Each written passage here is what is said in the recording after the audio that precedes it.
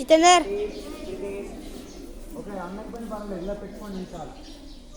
ఇది ఈ spinal cord correct చేస్తుంది మనం.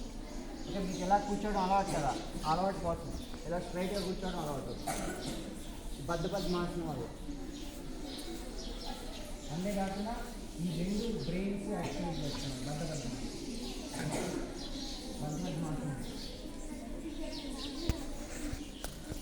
మీకు రెండు ఆసనాలు వచ్చినాయా? బద్ధ కోణాసనం, పద్మాసనం, బద్ధ పద్మాసనం. బద్ధ పద్మాసనం మీకు కొన్ని రోజులు ప్రాక్టీస్ చేసిన తర్వాత వస్తుంది.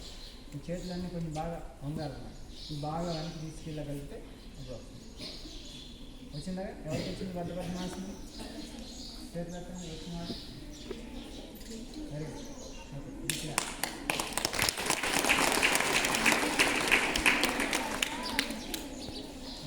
ఈసారి వజ్రాసనం తెలుసా? ఇలా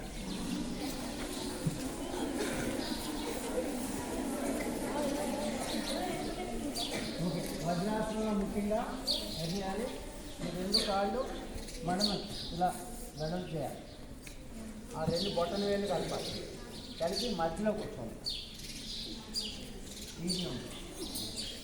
ఓకే, అసలు పద్మ ఇలా దగ్గర కలిపేసి అనుకోండి. హీల్స్ దగ్గరగా పెట్టారనుకోండి, దాని మీద కూర్చోవడానికి ప్రయత్నం చేయండి. మీరు ఎలా కూర్చోగలిగారు అనుకోండి, యూఆర్ గ్రేట్. చాలా చాలా మంది ఇలా కూర్చోగలిగారు.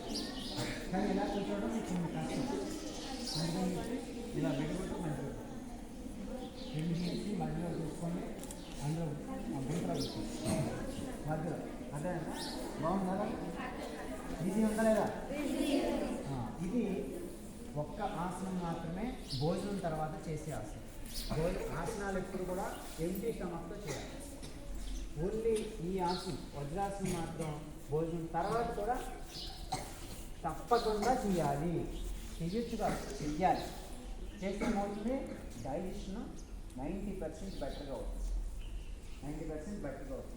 అంటే ఇక్కడ మనం మామూలు తినే దాంట్లో ఎంత అరిగించుకోగలుగుతున్నామో అనేటువంటి ముఖ్యం.